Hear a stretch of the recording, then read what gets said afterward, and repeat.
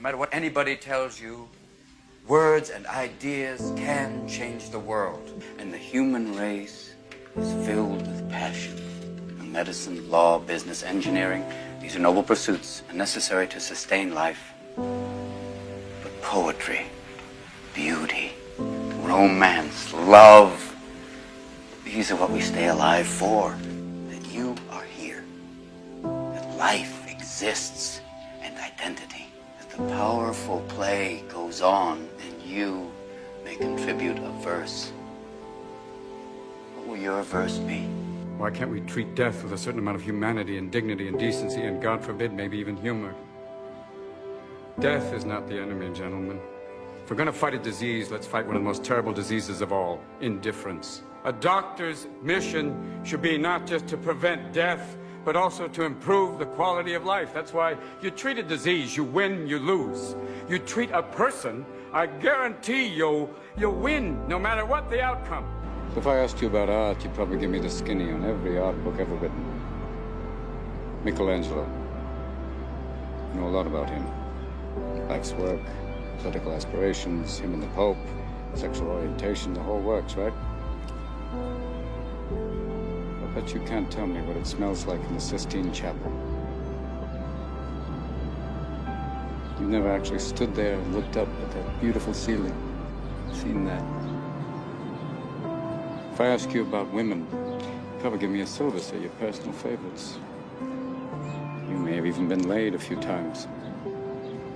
But you can't tell me what it feels like to wake up next to a woman and feel truly happy. I ask you about war, you'd probably throw Shakespeare at me, right? Once more into the breach, dear friends. But you've never been near one. You've never held your best friend's head in your lap. Watch him gasp his last breath, looking to you for help. I ask you about love, probably quote me a sonnet. But you've never looked at a woman and been totally vulnerable. Known someone that could level you with her eyes. Feeling like God put an angel on earth just for you. Who could rescue you from the depths of hell. And you wouldn't know what it's like to be her angel. To have that love for her be there forever. Through anything. Through cancer.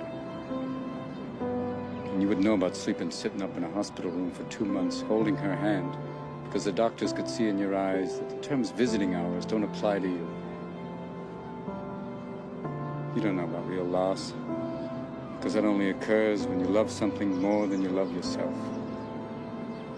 I doubt you've ever dared to love anybody that much.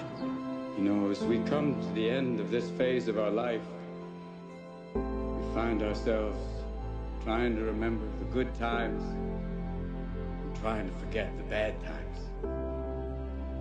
We find ourselves thinking about the future.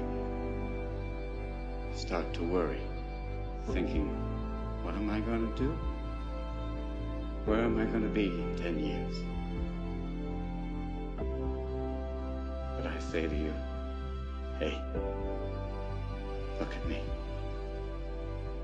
Please, don't worry so much. Because in the end, none of us have very long on this earth. Life is fleeting. And if you're ever distressed, cast your eyes to the summer sky. When the stars are strung across the velvety night. And when a shooting star streaks through the blackness, turning night into day.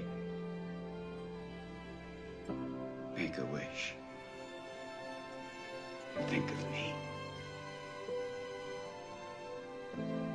And make your life spectacular. I know I did.